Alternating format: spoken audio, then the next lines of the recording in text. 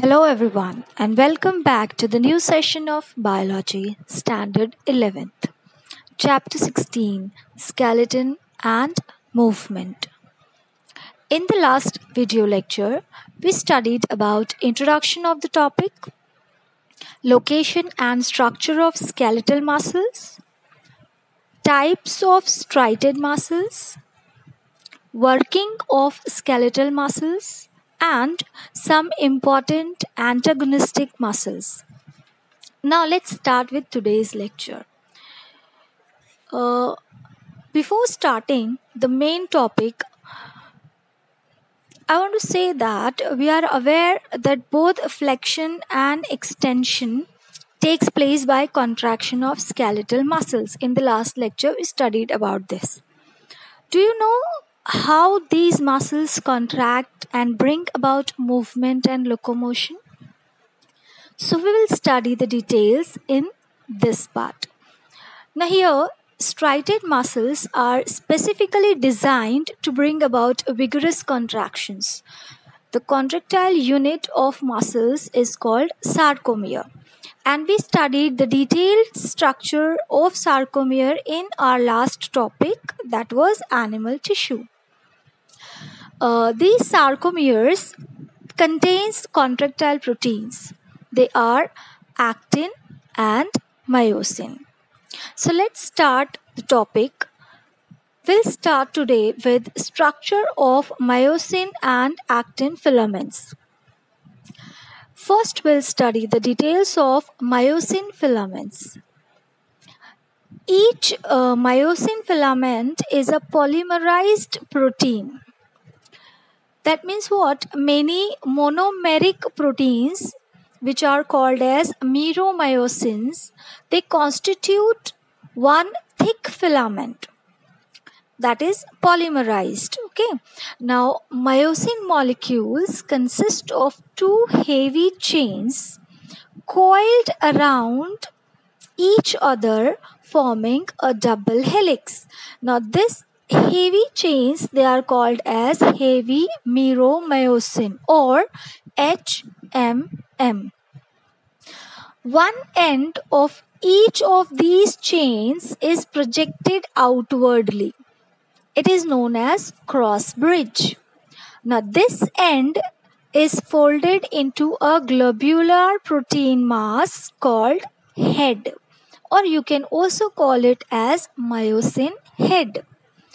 Then, two light chains are associated with each head. That means there are two heads. Each head will contain two light chains. That means total there will be four light chains. These light chains are called light meromyosin or LMM. Now, myosin head has a special ATPase activity. So, here you will find it can split ATP to produce energy. This is the main function of myosin filament. And myosin actually contributes 55% of muscle proteins. Now, let's see the details of actin filament. Actin filament is also a type of complex contractile protein. It consists of three different components, and they are F-actin, tropomyosin, and troponin. Talking about F-actin, F stands for filamentous. So it forms the backbone of actin filament. It is a double-stranded protein. Each strand is composed of G actin molecules. Here G stands for globular. And in this you will find one ADP molecule is attached to each G actin molecule. Second part is your tropomyosin. The actin filament contains two additional protein strands. They are polymers of tropomyosin molecules. Now, each strand here is loosely attached to F-actin, that is filamentous actin. Now, in the resting stage, you will find tropomyosin physically covers the active binding sites of myosin of the actin strand. That means here, active site or binding site is covered by tropomyosin during resting condition. Then the third part is your troponin. Troponin is a complex of three globular proteins. These are attached approximately two-third distance along each tropomyosin molecule, and it has affinity for actin, tropomyosin, and calcium ions.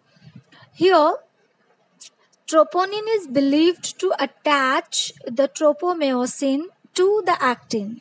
That means what is believed that troponin is the part which helps in attachment of tropomyosin to actin filament. Okay.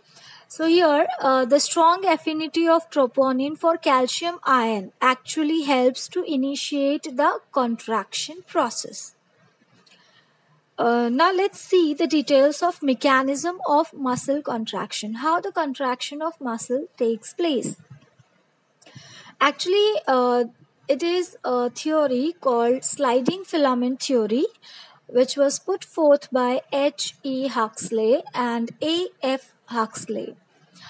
It is also called walk along theory, or you can say Rashid theory. According to this theory, interaction between actin and myosin is the basic cause of muscular contraction.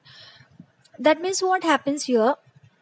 Actin filaments are interdigitated with myosin filaments, like crossing of fingers of two hands. If you cross over fingers of two hands, it forms in the interdigitate condition.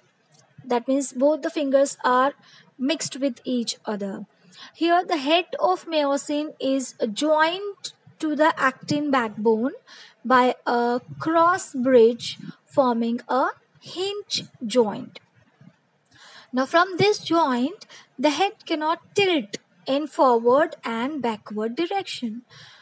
This movement is an active process which requires the use of ATP. So what happens here? Myosin head, which contains ATPase activity, it can derive energy by the breakdown of ATP molecule. Now this energy can be used for the movement of myosin heads.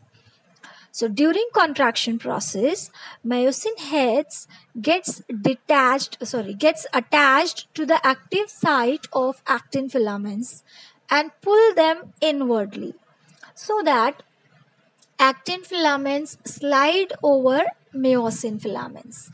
This results in the contraction of muscle fiber. In short, you can understand here in this way that if there is an impulse comes from the motor nerve, that impulse generates or develops action potential in the terminal tubule. This terminal tubule then releases calcium ion in sarcoplasm. Okay, now conformation change in troponin-tropomyosin complex takes place. Now the active sites of actin filaments becomes uncovered because of calcium ion. Now myosin head breaks up ATP to derive energy, and then this head gets attached to active site of actin, forming actomyosin complex. Now myosin head tilts and pull actin filament towards them. Actin filaments slide over myosin and contraction occurs. So this is a simple way to understand the mechanism of contraction. Let's stop here. Let's see a quick summary what we studied today. We studied about the introduction. Then we studied the detailed structure of myosin and actin filaments. Then we studied about mechanism of muscle contraction. Let's stop here. We'll continue again in the next video lecture. Till then, take good care of yourselves. Thank you.